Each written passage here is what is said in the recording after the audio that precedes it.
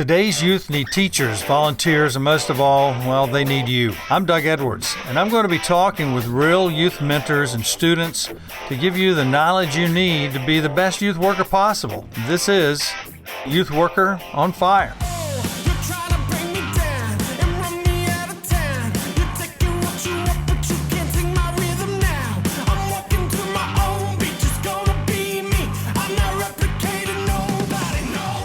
Youth Worker Nation, this is Doug Edwards and Youth Worker on Fire. And this is an interview that I've been wanting to do for a while because I've read Mark Moore's story over and over and over again, and you need to know his story. Mark, how you doing? I'm doing great, and it's great to talk to you.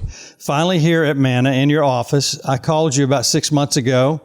You probably thought, this guy will never get back with me. You know, you've got calls. You get calls here, right? Occasionally, yes. Yes. Mark Batterson wrote a book called The Circle Maker. Then he wrote a devotional book called Draw the Circle 40-Day Prayer Challenge, which I'm in my fifth one since January because people keep saying, well, you want to do that with me now? You know, and so we do that. But your story comes up over and over and over. My son, Ryan Edwards, who is also an artist, music artist, and is at your church. He's the sound guy. He's the sound guy and the media guy. Known Ryan for years. Yeah. And he said he knew you for years. And he said, Dad, I know Mark Moore because he was going through the 40-day prayer challenge. And he got to your day, which I think is either 9, 10, or 11. It's one of those. I said, that is awesome because I've been wanting to interview Mark.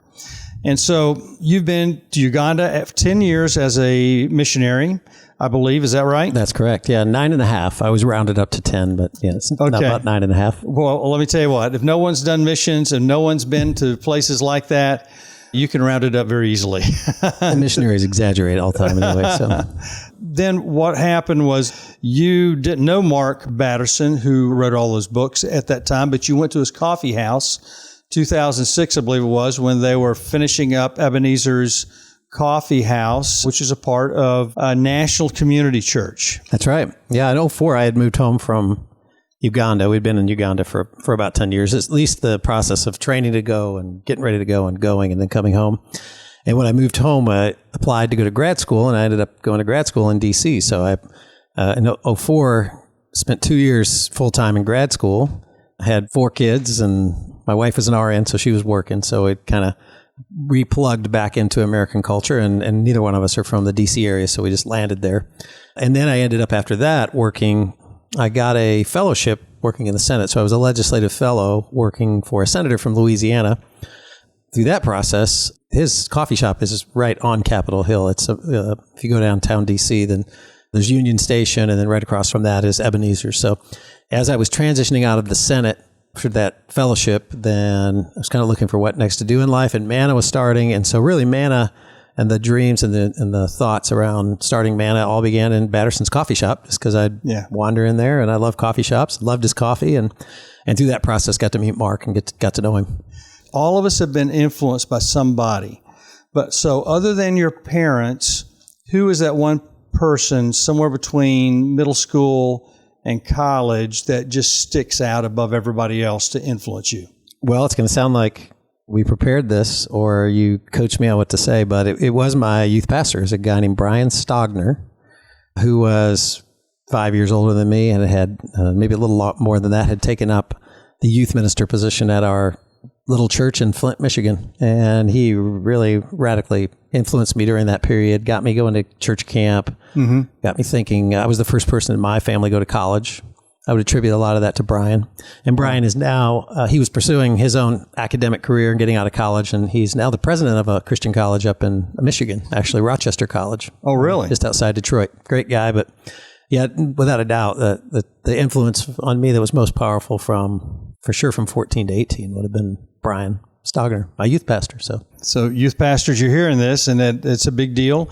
And we do have those kind of influences. What I tell my volunteers to keep them motivated is that you don't know who you're helping. You don't know what that's going to turn out like, but it's your job to treat them as though they're going to be the next president, the next missionary, the next doctor, whoever. You treat them all that way. And with that in perspective, you treat students differently than you would otherwise. And that's who you are. you're the product of one of those youth pastors doing that. True for me. That's the truth. What was your worst moment in adolescence and your worst moment in ministry? Give me those two, because everybody relates with the worst moment. Then we're going to go to the best. Then we're going to go to manna. I was kind of a chubby, geeky guy. I played basketball was my big thing. I played all the way, still play when I can. All my boys, 3 boys, and kind of a family thing for us to play basketball. I grew up in Flint, Michigan, which is a basketball town.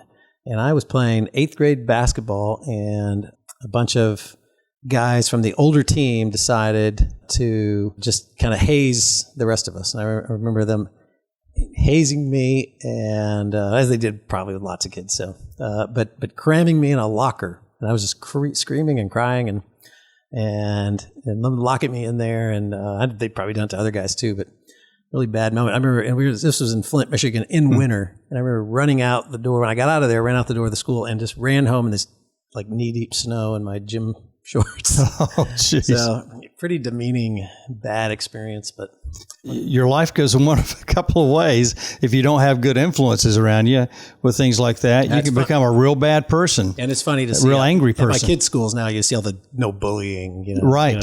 We never talked about that. But there it was was bullying plus. Bullying, yes, yeah. Bullying on steroids, I guess. That's right. That's right. Tell me about your worst moment in ministry. Gosh. Well, moving to Uganda, we spent the first several years learning language. And so it's the language of Eastern Uganda. For one big people group there, it's called Lusoga. Mm-hmm. Several million people speak this dialect, and it's not really a written language. There's no language learning materials for this language. And it's a Bantu-based language, so it's very foreign to English, different construction. And so learning that and trying to go out and speak in that is just awful and tough. And I remember many occasions, being a slow learner, I really thought that I would have an ear for it and I'd be good at it. I like to talk to people, and I thought, I'm going to focus on this and learn this language. And really more than a year and a half, even 2 years in, was still pretty bad at it. And just it was my job to go and interact and talk to people, and especially in rural communities where we were going. Mm-hmm. You needed the language skills. English is widely spoken in Uganda, and they're great English speakers, actually. But when you get out in rural areas, if they'd never met an American, some Caucasian guy wandering around who could speak their language. So it was a great potential tool. But it just took a long time. I had a lot of painful moments trying to speak, and just really at times breaking down in tears afterwards, because it was really so bad. I often use that as an example now, because people say, are you nervous? You're getting up to speak? And I say, no, I'm not nervous. And there's I think nervousness comes from a fear of failure in public, at least a lot of it. And so I imagine that like Oprah and Bill Clinton and Bono, whoever's a great speaker, they don't get nervous because they think, I'm going to be awesome today. When I get up, I'm going to knock their socks off. I've done it over and over and over again for years and years and years. That's what Oprah must think. So I doubt she gets nervous. The other reason you wouldn't get nervous is because you had failed so often that you knew today wasn't going to be worse than the many experiences you've had. So I think that kind of taught me, even though it was awful and there was really bad experiences in ministry, I look back and I think didn't kill me. And so I've grown from that, as we all would say about our bad experiences. Talking about growing from that, you're on TED Talks, and TED Talks is really for those people who are wanting to learn, see what's happening in the world today. That is a huge invitation. Tell us a little bit about TED Talks and what that was like to be a part of that.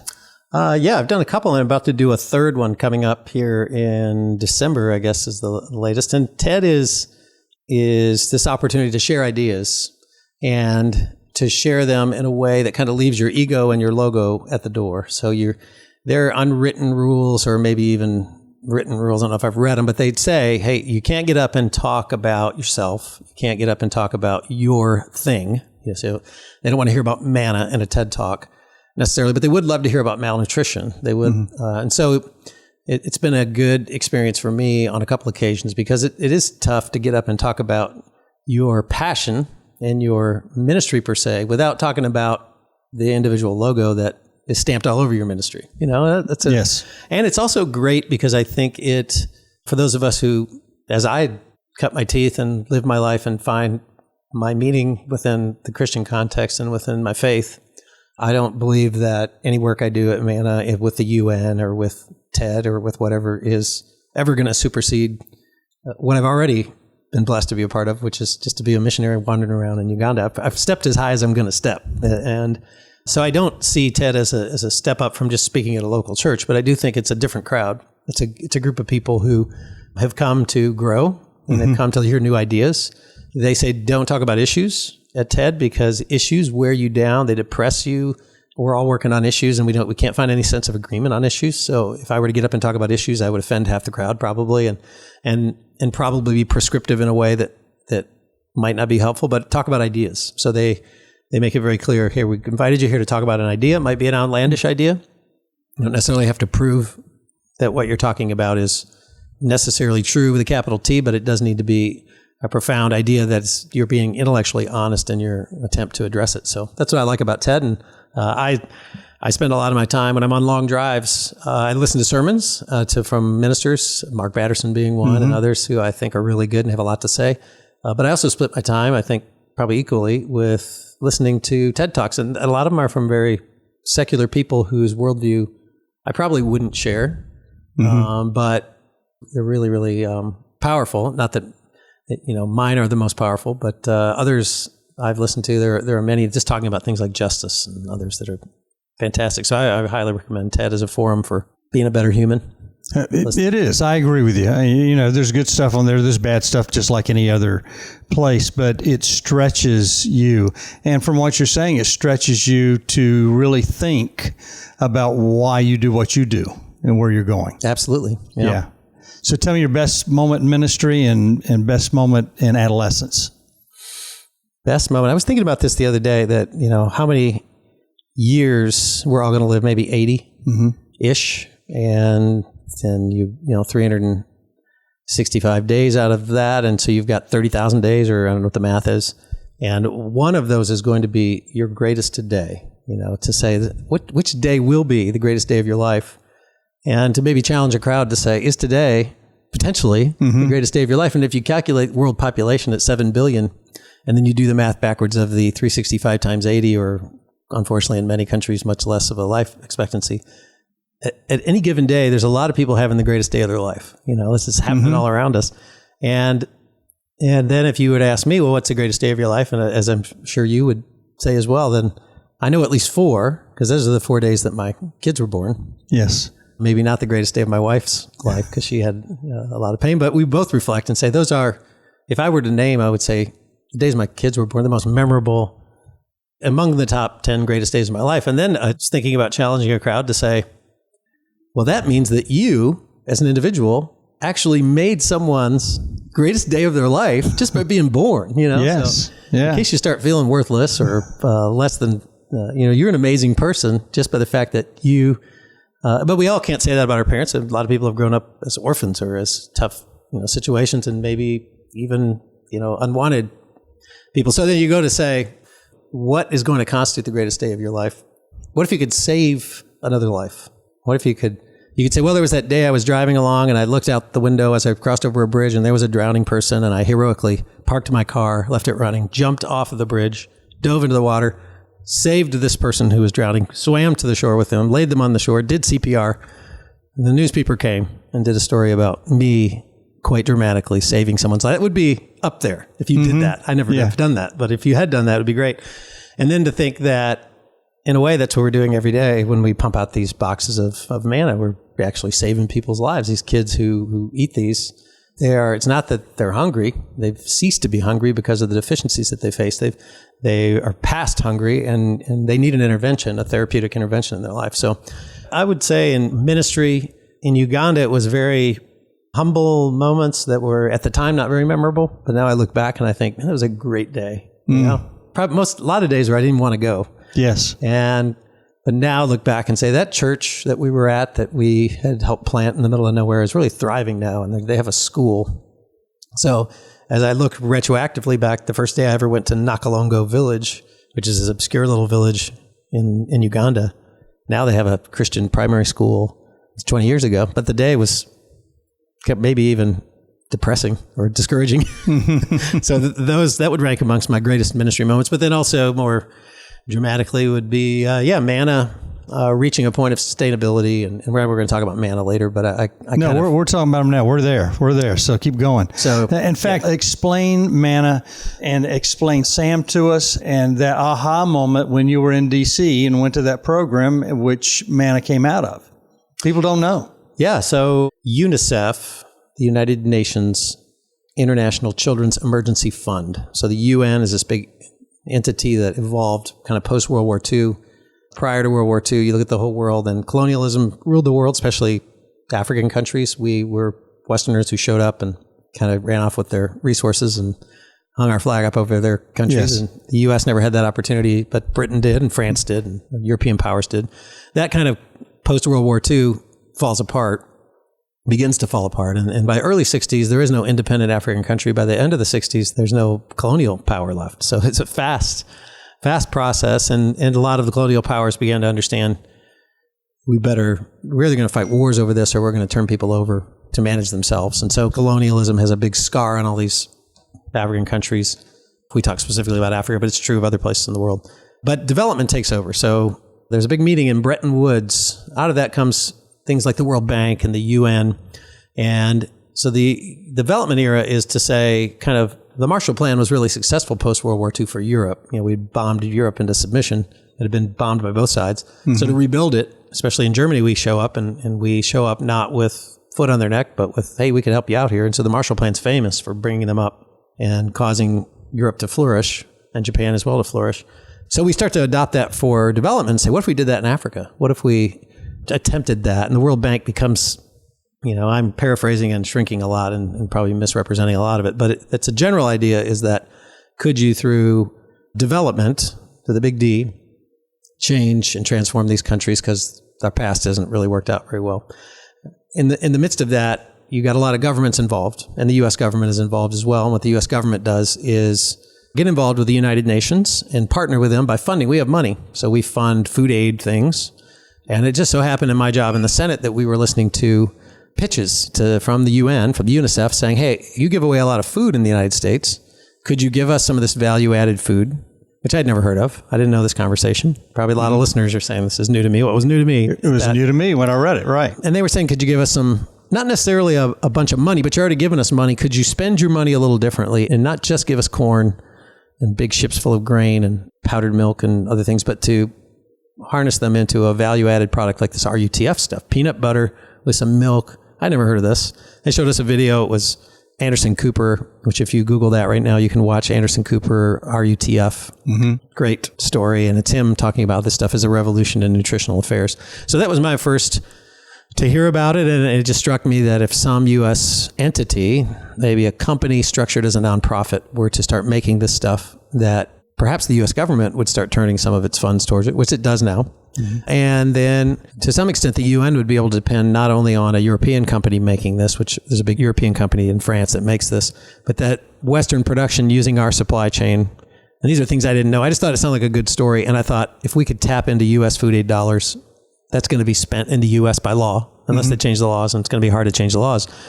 Could we save these kids who are malnourished, don't need a belly full of our corn? And in many ways, their economies don't need us dumping our extra corn on them because local farmers can't compete with our free stuff. Right. There's the other side of that. Right. Yeah. So that's a big conversation and very controversial. And there are smart people on both sides. But for value-added food aid, our product, RUTF, manna, peanut butter, I call it peanut butter on steroids. It's just peanut butter in a pouch that gives it a 2-year shelf life. So a kid who's malnourished can eat this 3 times a day for 6 weeks and they get better. It just struck me that if someone, especially someone in Georgia, I mean, I'm from Michigan. I haven't spent any time in Georgia. At the time I was living in Virginia, at the outskirts of DC, but I just thought this seems like a Georgia story. Like if you're a politician in Georgia, you ought to want peanuts to actually save lives as opposed to people talking about peanuts and allergies, So. Save lives on the highest level. Yeah. So that's how it began. I didn't really think it would be me. I think you leave a lot of conversations saying somebody should do something about this. And that was kind of my perspective. Somebody ought to. And that somebody became me, and we cranked up manna and raised a bunch of money, which for me, I had never, I was a missionary. I remember raising money once to buy a truck. And Yeah. It was like the most daunting thing I ever did. You know, Yeah. we had to raise like $30,000 to buy a used Toyota. Didn't even make it. Didn't make it to 30. Had to buy a junky one for 18 grand. I think it fell apart when we were driving it around. So just raising that much seemed daunting to me. And here we were trying to raise, well, first we thought 3 million. We learned it was way more than that. It was 6. We learned it was more than that. We ended up raising $13 million to build a facility in South Georgia and to start cranking this stuff up. So And your office is in where we are. Tell everybody where this is right now. I mean, we're sitting right now in an old grist mill. This place is a historic building in Matthews, North Carolina, which is Charlotte. This little town that we ended up in. Great little town that this mill fed people here. So I thought it was kind of cool when we could rent the space. And if you look up in the ceiling, you see the old wheels and belts and stuff that actually used to turn the mill.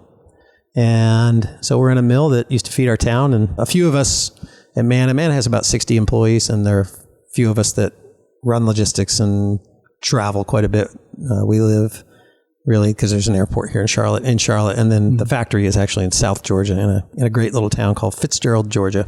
Now about a couple hours from Tallahassee, Florida. Yeah, I mean, that's good to know. I didn't realize it was that close to Tallahassee since I'm in Florida, and Tallahassee's still far from me. I'm near Orlando.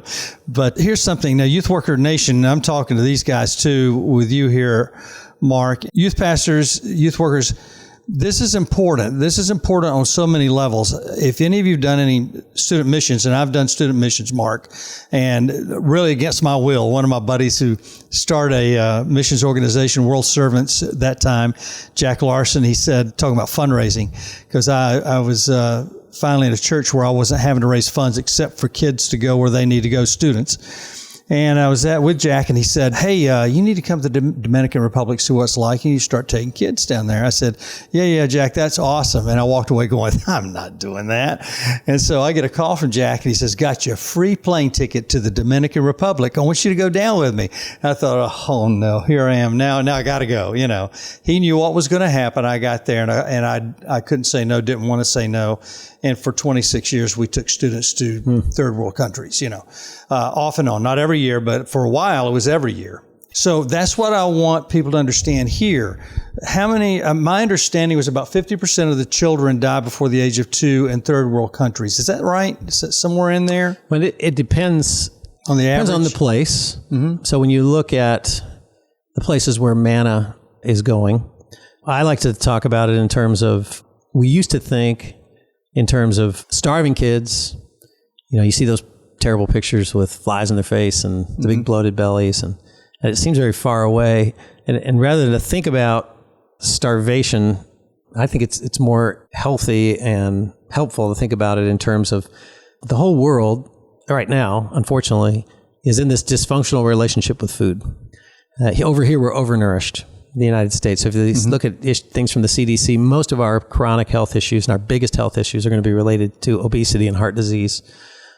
Almost all of those tend to be related to our dysfunctional relationship with food, too much sugar, too many carbs. People get fat, people are inactive, and their lives are shortened. And it's nowhere is it more tragic than when we see little kids who have already been set on a path before they're 5, some before they're 2, onto a path of nutritional dysfunction to where you're shortening their lives. They're giving up years at an early age. And then you jump across and go to the DR, or you go to, more dramatically, countries like DR is bad. It has some bad issues, of course, but because of its proximity to the United States, tends to maybe not be quite as dramatic. And of course, it's neighboring with Haiti, which is a big mess. And the DR is the shining, bright example of success compared to Haiti. But if you get over to South Sudan, where I just was recently, over to DR Congo, you've got this bad combination of bad luck, because somebody 50 years ago, drew the lines where they drew them. Bad weather, in some instances, drought, bad governance.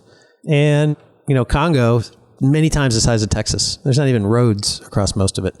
So you look at Eastern Congo, very far removed from the governance in the West, and it's no man's land. There's like 20 or 30 warring groups fighting over one little area, and the kids suffer the most. And so you get this lush, green, beautiful, if you ever go to Eastern Congo, I don't know that you could find a more beautiful place, yet many malnourished kids because of the dysfunction that's there in their government and in their food systems, and a bunch of very complex. Same with South Sudan. South Sudan right now is in the midst of a war. It's a brand new country, newest country in the world. It borders with Uganda. Uganda is a darling nowadays of American visitors because it's a pretty easy place to go, even though it's still a developing country. And so they've got this influx of refugees coming in from the south, and so they're heading south running from South Sudan. As the adults fight, the kids suffer. And so, yeah, in many places in those war-torn areas or in those areas where there's terrible governments or where they have really bad weather, then you've got kids under 6 who are dying at epic levels. Malnutrition kills more kids every year than AIDS, more than malaria, more than TB, more than all 3 of those combined. And yet we don't really read about it in the paper. And we're sitting around a table right now, the two of us, and if you're sitting at a desk or a table as you listen to this, if you were to take your phone and just slide it right to the edge of that desk so that your iPhone or your Android is just precariously perched there. If you got a tile floor below you and something bumps that table, you're going to have another cracked screen on your phone if somebody bumps it. And so you have all these factors that could bump the table. You could have a careless person walk by. It could be an earthquake, some random occurrence. It could be a hurricane if you're in Florida quite often. Mm-hmm. There's really no way to control the bumping of the table because you can eliminate and do risk assessment, but the best thing would be to not set your phone right on the edge, to move it back to the center. That's what your mom would tell you. Mm-hmm. That phone, that glass is sitting there, it's going to get knocked off. And so kids born in Sudan today are born on a nutritional cliff. And if somebody bumps the table, off they go. And the bumping of the table is corruption, bad roads, bad weather, a rainy season. The mom has a 3rd kid when the other kid is nursing. There's just 50 reasons why this kid who's born on a nutritional cliff could go over the edge.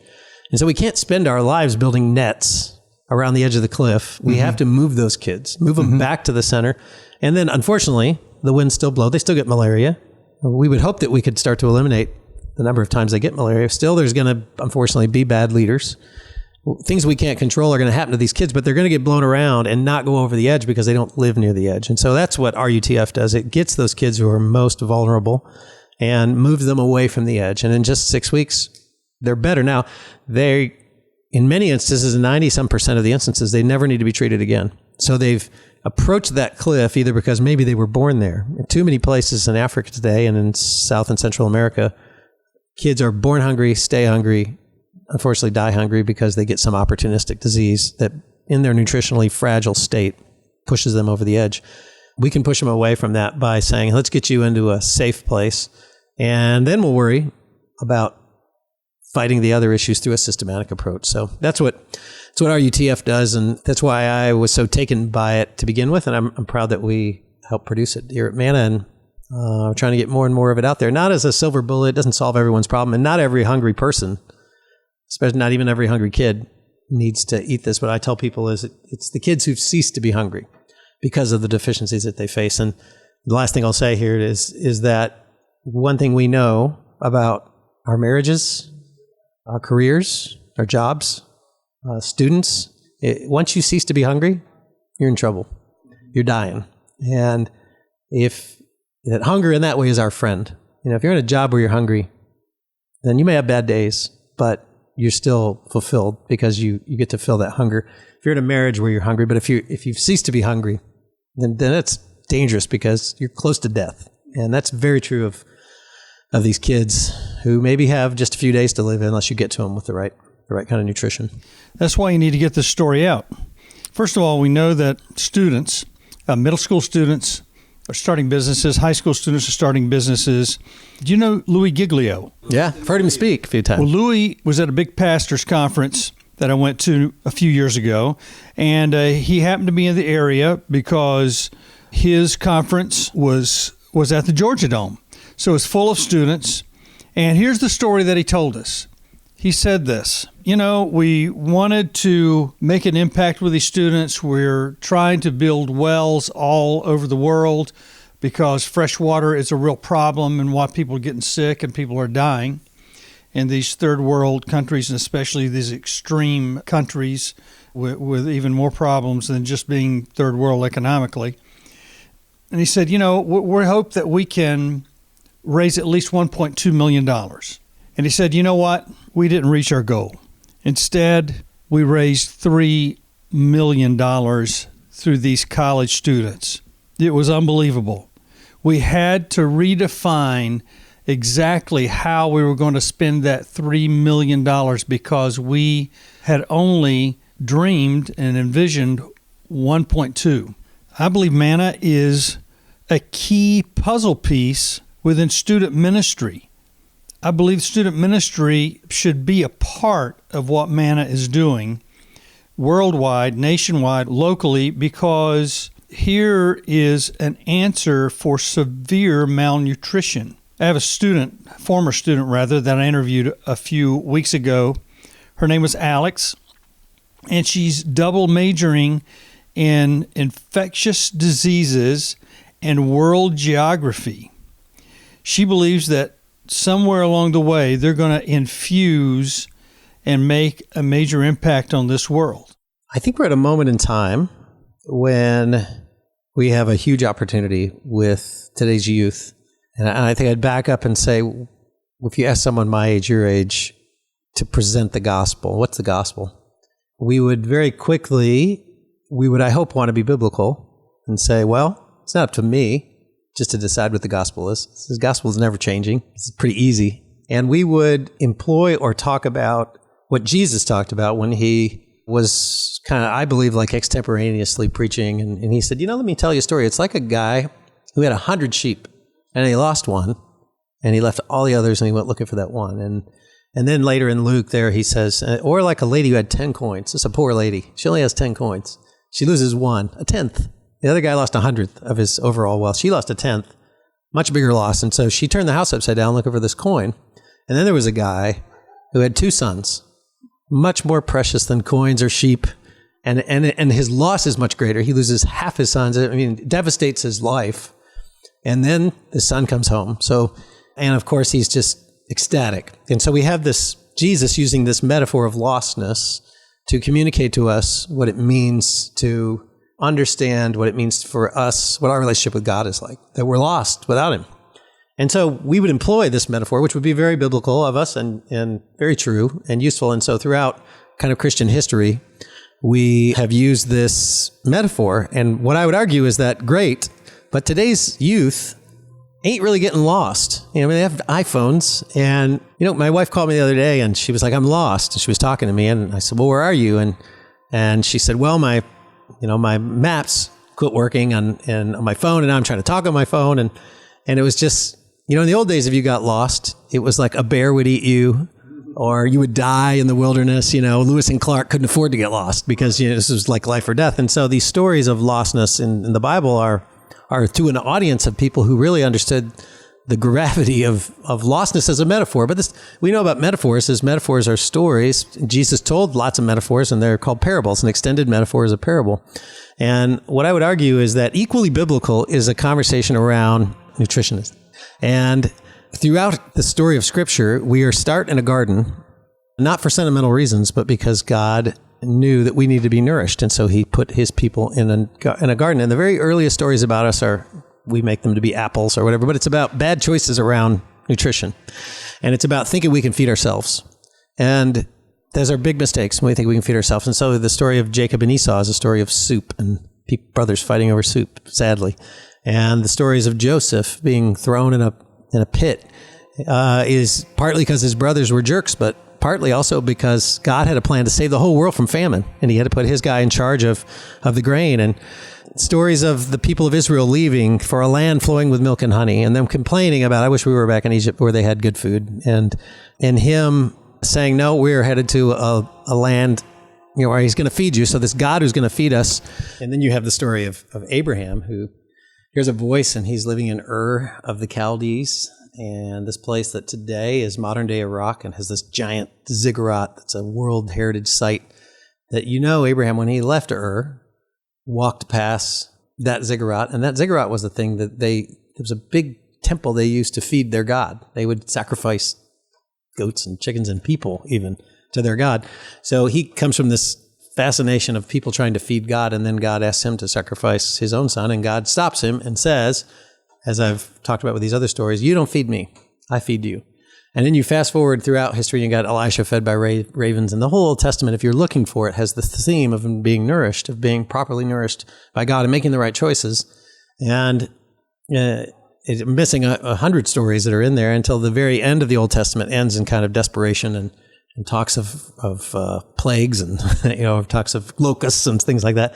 Then there's this intertestamental period where you've got Alexander the Great shows up, the Romans show up. I mean, for the Jews, it's about as bad as history is going to be. It's pretty bad. And they had some bad moments. And this is horrific. And then into that comes Jesus, who is born in Bethlehem, the house of bread, born in a manger, a feeding trough. And he comes out and starts to tell people, I'm the bread of the world. So it's as if God has stepped into this huge, long narrative that he started with in the garden and has said, now the bread of life is here. And I'm ready to really feed you. And I'm tired of messing around, and I'm going to get just as, I hate to be just so painfully, I'm just going to show up and say, eat my flesh and drink my blood, which freaks out these Jews who are very particular about what they eat, what they put in their bodies. And then you look at him throughout his life, he's always feeding people. His disciples who are religious, like many of us today, are confused and saying, there's a bunch of people here to eat. You should send them away so they can buy for themselves something to eat. And he says, you should feed them. And not only that, the next week, or however long it is in the future, he's feeding more people with less food. And then the night before he dies, he revisits this whole powerful meal, this Passover meal, and says, this is my blood and this is my body.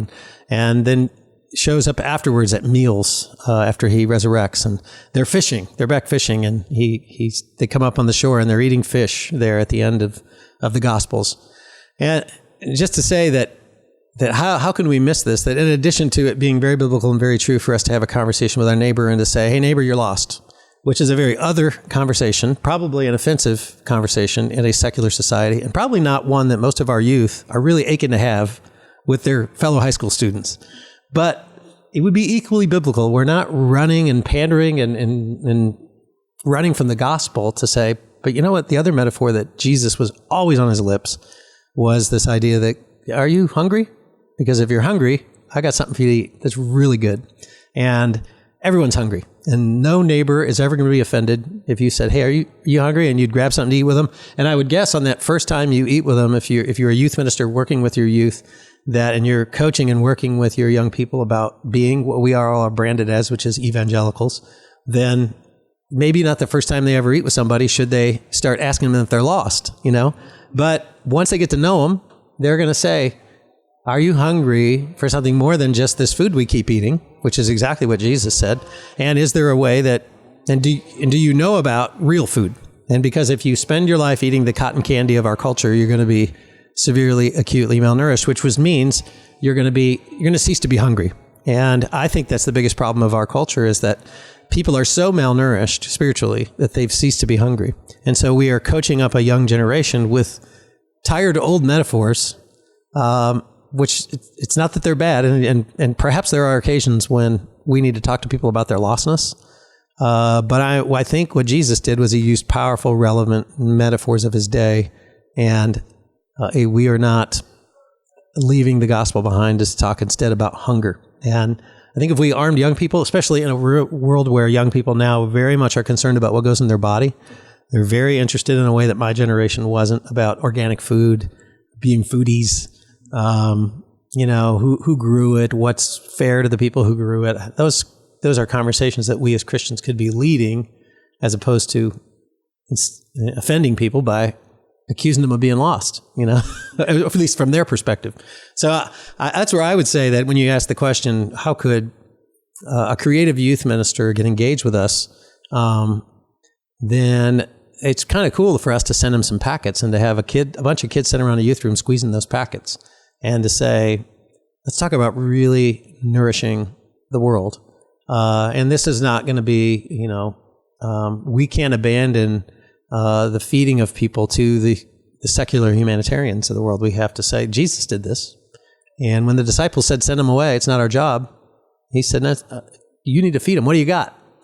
And I think of that little boy who had that lunch that day, there in the Gospels, that you think about his dad caught that fish probably, and they dried it and stuck it in his lunch.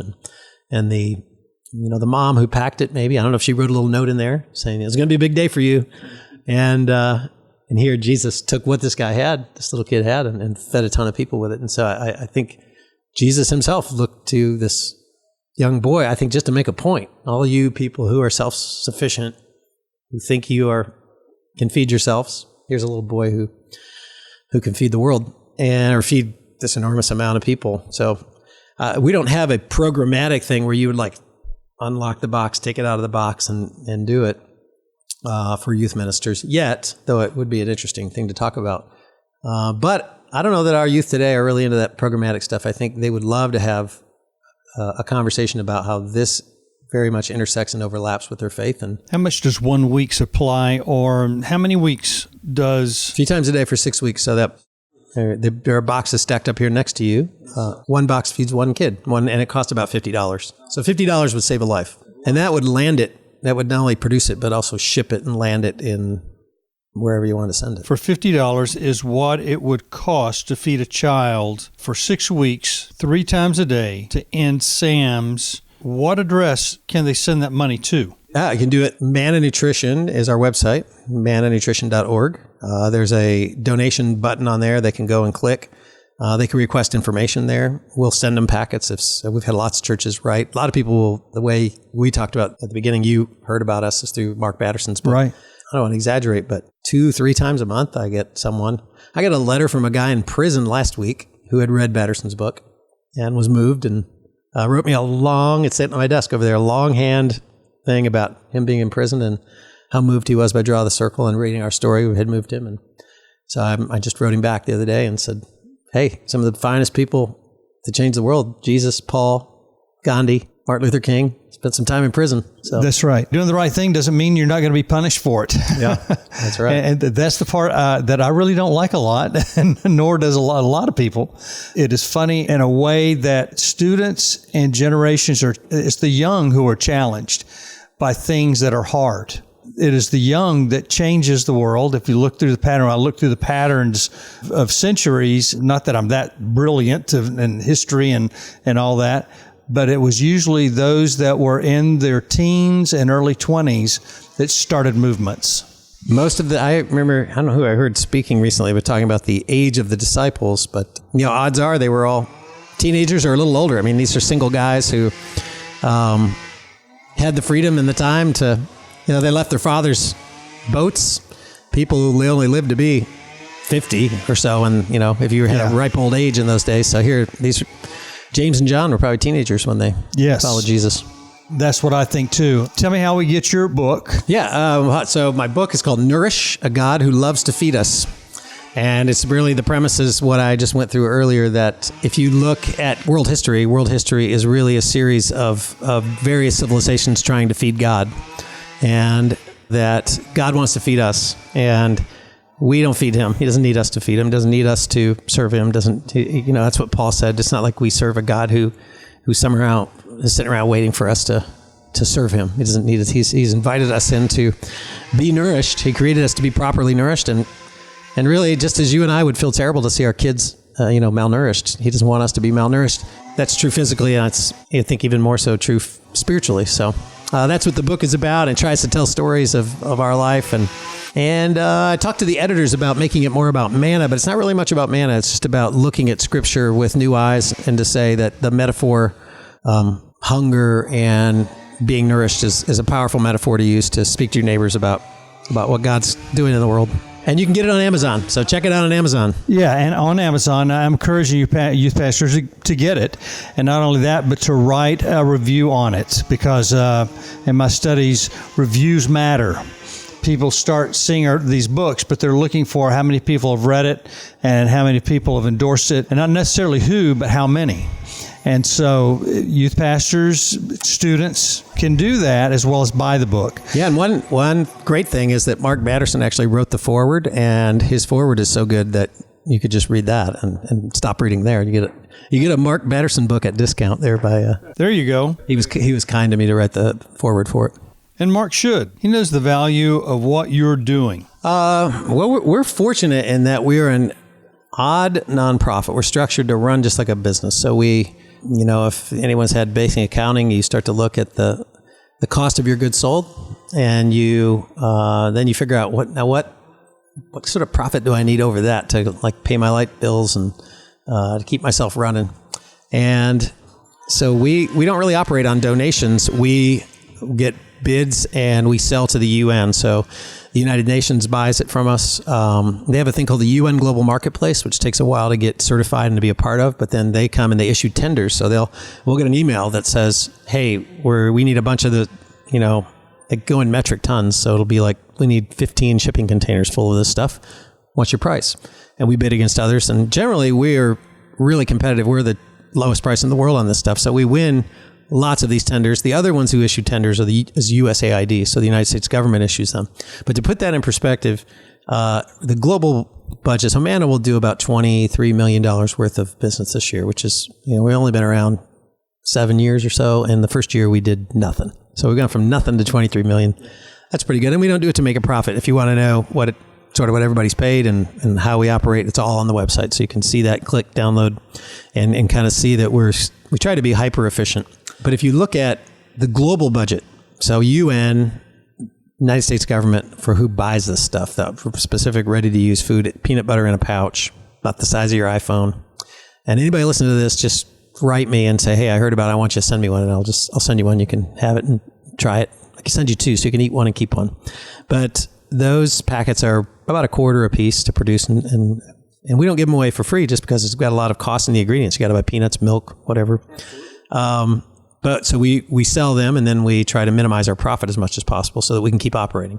The global budget is like $170 million if you add up what UNICEF is going to buy this year. But if you looked at, I saw a stat the other day that Americans last year spent $370 million on Halloween costumes for their pets. For their pets. That's a true stat. It's accurate. So we're not even halfway globally to Halloween costumes for pets. So my reaction to that is, wow, we're pretty shallow people to buy Halloween costumes for our pets. However, my wife reminded me that we actually have a Halloween costume for our pet. I think we got it from a garage sale to our credit, but we still have one. And so, yeah, I'm just that shallow that some reason I squandered some money on that, as opposed I should have given whatever I paid for that Halloween costume to a starving kid. My point is, too, that I think should maybe interested to the youth or to the youth pastors who listen to this is our traditional response to that is, I call it 20 minutes of making people feel bad. If religion or if our nonprofit approach is always going to be based on 20 minutes of making you feel bad, then we're only going to appeal to a very small group of people. And obviously nothing's getting solved through just traditional charity because we've got these huge problems like world hunger. It's almost like the joke, we're not trying to solve world hunger. A lot of times we'll leave a meeting and we'll joke, well, actually we are trying to solve world hunger. So it's a pretty hard thing. But the cool thing about that, I think that's interesting to me is somebody, someplace actually came up with this idea that they were going to produce and make and sell a Halloween costume for a pet. And they did it. It's a dumb thing, and it became a $370 million global market for this stuff, or just within the United States. Now, if that happened, shame on us that the global budget for starving kids is only half that. Where's the creativity? Where's the ingenuity? Where's the compassion? Where's the compassion on top of that? So my thought is a whole group of young people now of encouraging them to say, listen, here's what you can do personally, is if we got youth groups around the country to say, we're going to not look at this big daunting task, but to say each kid here can save a kid, each kid in our youth group, $50. Let's raise that money. We have a program called Calorie Cloud, which is pretty creative and cool, and which is our effort to say, what if we changed it away from a conversation of give me money and said, give me your calories? Well, if you go for a run with your phone and Apple has a thing called HealthKit, Google has a thing called Google Fit. A lot of us have Fitbits or whatever. It quantifies the amount of energy you're burning. And what if we said, hey, we want to, instead of wasting those calories, we want to give them away. We want to grab them, capture them, and then download them and turn them into a packet of manna and get people to sponsor you. So to say, hey, how'd you like it if I got active and actually, instead of the tradition of sitting on a couch in America, but we thought of saying, don't lose weight, give it away. We don't want to lose weight. We'd like to give it to kids who need it.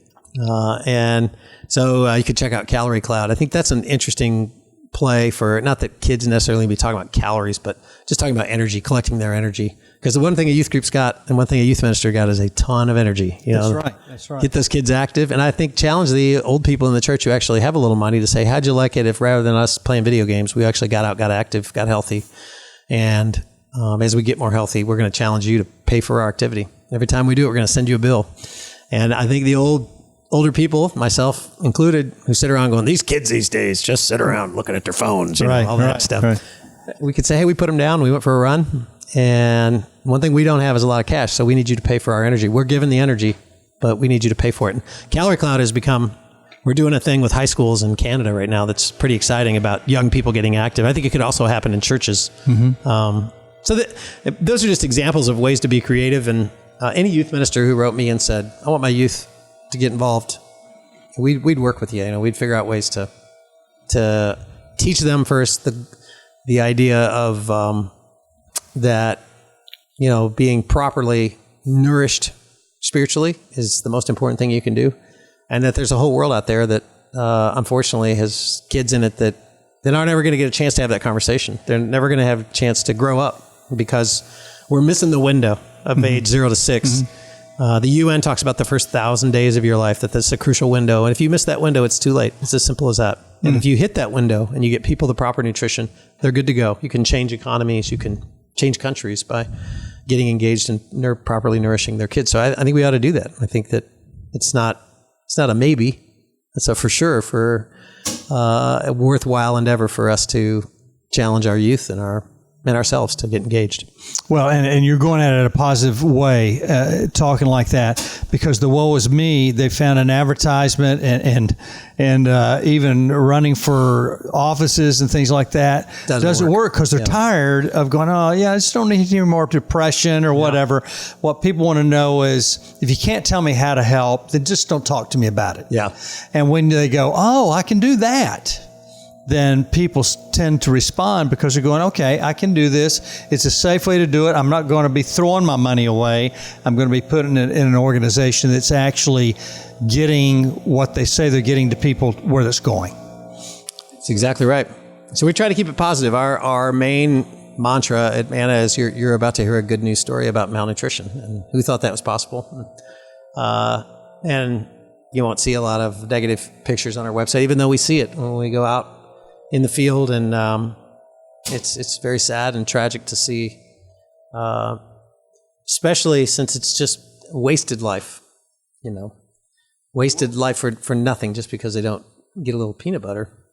Yeah, a little peanut butter, and what people want to see is the person before and the person after Manna. After. Yeah, we have lots of pictures of that on our website. And that's really what they want. We want to know how it works. Who did it work? Did it really work for somebody? Good for you, Mark. Bottom line is, I pray that this will be a catalyst. Mark Batterson has started the catalyst to really support you and to support your staff. I met Patterson today, and she had to leave before I could interview her, but tell a little bit about Patterson's story, about how she came on here. Would you do that? She's a good example for young people. I think Patterson's mid-20s now, but when she first got out of college 5 years ago now, she is coming up on 6. She just walked in the office here, had just graduated from Wofford, which is a Charlotte area, South Carolina area, a private school, good school. But she walked in and said, hey, do you guys need anybody? And we said, no, we don't need anybody. We don't have any jobs. So she said, do you need an intern? And she was overqualified to do with her college degree. And we said, honestly, we don't have any money to pay an intern. So then she came back and said, well, what if I just worked for free? And we said, well, we feel bad to actually have you here working for free. But she said, well, that'd be great for me, because if I can work for you for some period of time, 6 weeks, 8 weeks, at least if I do a good job, you could say good things about me, and it'll help me on my path to, I can't work for free forever, and I'm going to have college bills due. But so she did that, and 6 years later, she's still working here, and she's actually an integral part of our operation. And so I tell that story over and over again to tell people, it's going to take sacrifice and resilience. I think many of us would say, yeah, but you know what? I just got out of college, and I'm not in a position to do that. I don't think she wasn't either. I think, if you got to work at a coffee shop at night, but you got to go look and say, where do I really want to spend my life? And you're going to get a lot of no's. In fact, it's default no is the easy thing, and you know that as well. You get a lot of requests, and the easy default. I'm sad to say I'm that lazy, but if it's going to cost me time or energy, which I have in limited supply, I'm generally, sadly, going to go to the default no. We had to remind ourselves of that at Manna, that we are going to live in the land of yes as opposed to the land of no. So we're going to try to say yes to it. Our default is going to be yes if we can say it. But that's not, if someone shows up looking for a job, you're going to say, well, we don't have a budget for that. So she's a great story in that she wouldn't take no for an answer. Well, what we just talked about, that her generation at the Passion Conference, that Louis Giglio thought they could raise $1.2 million and they raised $3 million. Her generation has found if they will do what they know to do, the dollars will come somewhere. Yeah. That's what we talk about our structure at Manna. We're a 501c3. The U.S. government wants you to fill out forms and tell them who you are. Are you for profit? We're not for profit, but we're not against profit. We are structured as a nonprofit, but I call us a for meaning organization. We work for meaning, and that's the way it's our measuring stick. That's our scoreboard. Well, a for-profit has to pay their employees. They have to pay them somewhere along the way. So does a not-for-profit, yeah. And a nonprofit still has to pay their employees somewhere along the way. And you want to pay them well if you can, because they are changing the world. And that's a big deal, and it's what I want my listeners to know. You're changing the world, and you are worth supporting in as big a way as possible. Yeah, that's right. Well, we live in a culture that unfortunately undervalues greatness. And so I think of teachers who are just wildly underpaid for what they do and get criticized. But I also think if you choose to be a teacher, you've got to have this inner resilience and this confidence and this smile on your face that says, I don't have the energy to walk around griping about what I get paid. I'm going to have to say, I know, yes. And not that you wouldn't ever pipe up and say, hey, pay me more. But you got to go to work every day saying, I love teaching. And I honestly don't do this to get paid. I would do this if they paid me nothing. Mm-hmm. And if they double my pay, it'll still probably be less than what I'm worth as a teacher, speaking from a teacher's perspective. And so I think that's true of teachers. It's true of ministers. It's true of people who choose to do these noble, good tasks and probably going to be underpaid. So part of it is there need to be some champions out there who say, hey, pay these people more. But I also think, I don't think there's a lot of, you just got to get after it, and say, I'm glad I work in a nonprofit. I'm happy. I'm content with what I get paid. That's tough because you see lots of people who are probably paid way too much to do what from your perspective or your opinion. And you just got to get over that and say, I'm not going to gripe about it. I'm going to whine about it. I'm going to be pitiful about it. I'm just going to get out there and hustle. He fills in the blanks. There are things people should do more of, but God does fill in the blanks. Anything you want to tell Youth Worker Nation? Yeah, well, if you made it to the end of this interview, I'm impressed.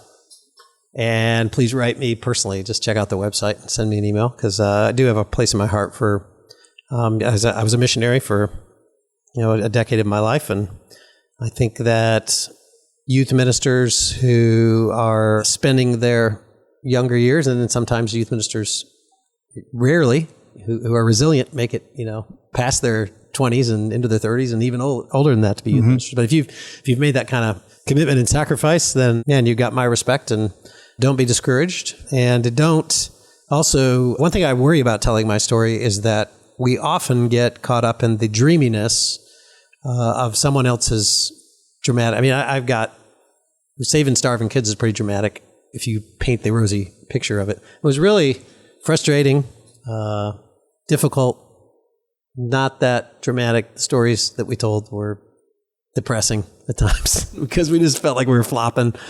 And to reflect on it and to go, hey, it looks like maybe we succeeded and that we're still around, I think the drama of someone else's ministry that gets talked about or that makes podcasts is a false.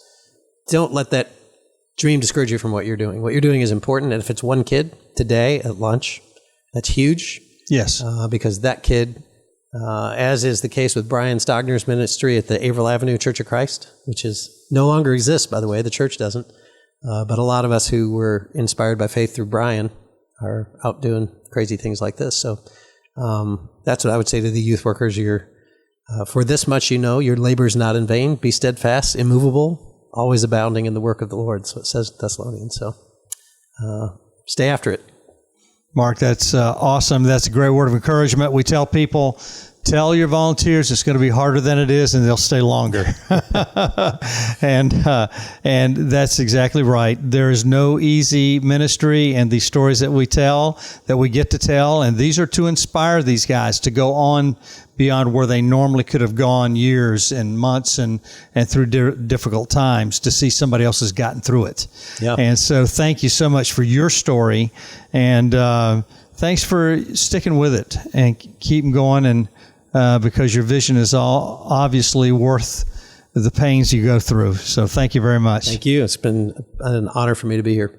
Thanks for listening, Youth Worker Nation, and make sure you pass this episode along to your friends. Youth Worker on Fire is here to inspire, infuse, and ignite you to be the best you can possibly be to change your world for as long as possible. Until next time, this is Doug Edwards with Youth Worker on Fire. You've been listening to the Youth Worker on Fire podcast. If you like what you hear, please subscribe and tell your friends. Also, leave a comment and tell us what you think.